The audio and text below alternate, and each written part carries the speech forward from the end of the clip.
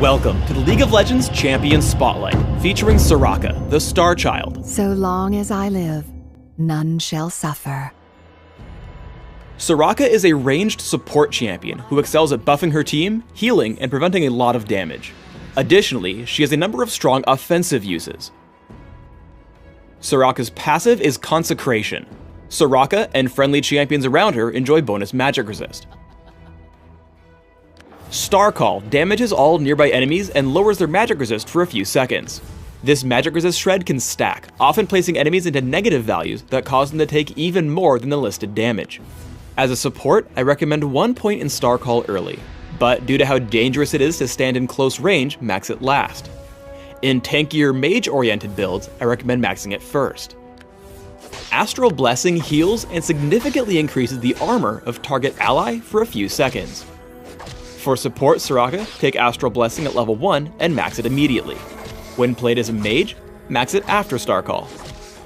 Infuse has 2 different effects depending on whom Soraka targets. When cast on an allied champion, Infuse restores mana to her target, but Soraka cannot target herself. Cast on an opponent, Infuse damages and silences her foe for a few seconds. Support Soraka should max this ability second, while a mage build will want to take 1 point early but max it last. Wish is Soraka's ultimate.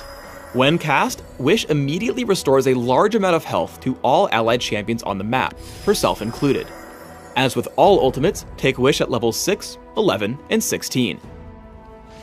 Because of Soraka's great attack range and ability to heal herself, you should try to harass your lane opponents as much as possible.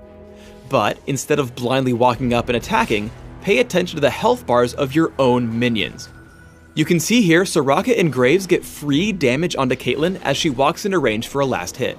If you don't wait for this opening, it gives your opponents the ability to strike back without worry. With Exhaust and Astral Blessing, Soraka can take a lot more punishment than her opponents expect.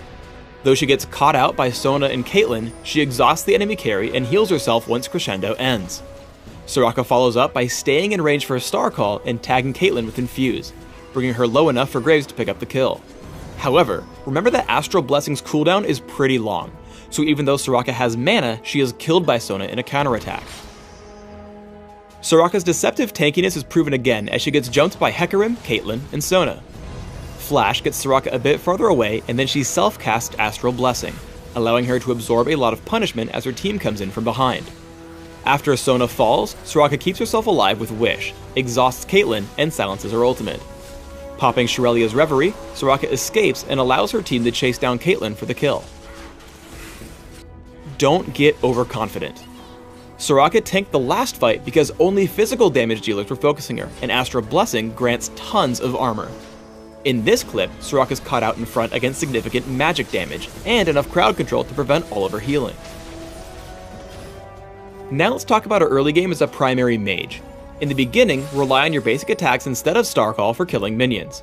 Using Star Call will place you in significant danger of a gank, so it's better to farm from a distance. Star Call does, however, deal incredible damage in team fights. Soraka follows as Lee Sin charges into a fight against Skarner and Katarina. Summoner Heal just barely keeps Lee Sin alive, while Star Call begins to wear down the health bars of her enemies. Skarner falls dangerously low, but a last-second shield and then flash keeps him from dying. When fighting in direct champion combat in lane, a mix of Infuse and Star Call tends to deal more damage than your opponents expect. As Katarina dives in on Soraka, the silence from Infuse prevents her from doing anything further, while Star Call continues to take down her health. Ultimately, Soraka is able to drop Katarina to about half without suffering almost anything in return. One fun trick when pushing as Soraka is to wait until an allied cannon minion takes some damage from the enemy turret, and then target it with Astral Blessing. The combined heal and armor buff make it significantly stronger at tanking the damage. Soraka has to manage all her abilities well in a late game teamfight. First, she quickly interrupts Katarina's Death Lotus with Infuse. Second, she constantly stays in range to land Star Call, dealing significant damage and assisting Rumble's damage output as well. Third, after the opposing team counterattacks, she makes sure her full team can benefit from Wish, keeping Rumble alive until they can bring down Caitlyn. The continued use of Star Call and Infuse at this point serve to bring Sona extremely low and take down Caitlyn in a one-on-one. Astral Blessing completely shuts out Caitlyn's damage output before she turns to grab Sona and then move on to Skarner. Flash and Exhaust keep her out of Skarner's reach as Starcall continues to drop his health bar, picking up an ace with only 2 deaths on her side. Let's break down 2 example builds, a typical support and a solo lane mage. As a support, I recommend building early gold generation, adding in auras to help your teammates, and finally a splash of ability power. As a mage, try instead for 40% cooldown reduction, a healthy dose of durability, and a bit of ability power. As a support, try armor marks, armor seals, cooldown reduction glyphs, and gold generation quintessences.